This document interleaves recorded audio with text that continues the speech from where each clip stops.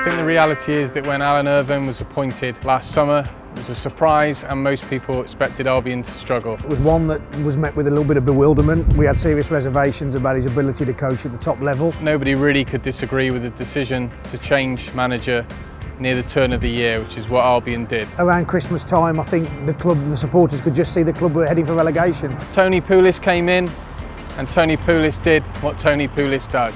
He transformed Albion's fortunes, made them difficult to beat, they conceded very few goals, and at the other end of the pitch, Berahino started to blossom.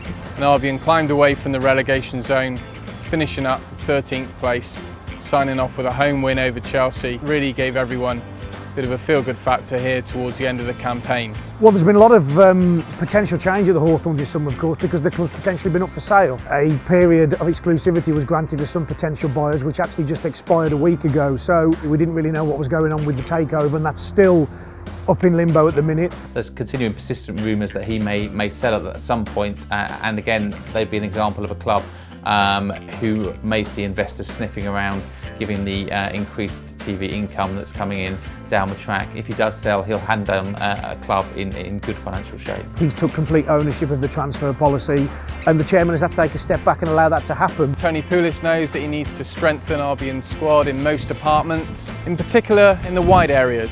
So far he's brought in James McClean from Wigan, who will offer some natural width on the left-hand side. We've brought in James Chester from Hull. We aren't the quickest at the back, and James Chester's quite a mobile centre-half, and he can also play at full-back, so I think he's been a really good addition for us. We need width and pace. We brought in McManaman from Wigan in January. There's a chance for him now to really regain the sort of form he showed at Wigan a couple of years ago. And obviously just last week we brought in Rickie Lambert from Liverpool. A striker with some real physical presence to play alongside Berahino and possibly Brown Adai. I think the fans are all on board with Berahino. I think they realise he's a really exciting talent. He's a very good player. The best thing he could do is stay at West Brom at least another season, score some goals. His stock will only get higher. Ultimately for the Albion moving forward, strengthen every season. Yeah, if we can get into Europe, top 8, it would be fantastic. And that's really our ultimate ambition, I would say. But it's a big challenge ahead for Pulis now.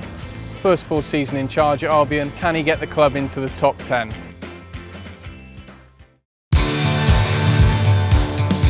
There was actually a lot of uncertainty at West Ham at the start of last season. There was a lot of talk that they could get sucked into a relegation battle. Then, out of nowhere, when they beat Liverpool at Upton Park, followed that up with a victory over Manchester City, which no one saw coming. Suddenly, people were pinching themselves, and out of nowhere, they found themselves in the top 4 at Christmas and challenging for a Champions League place.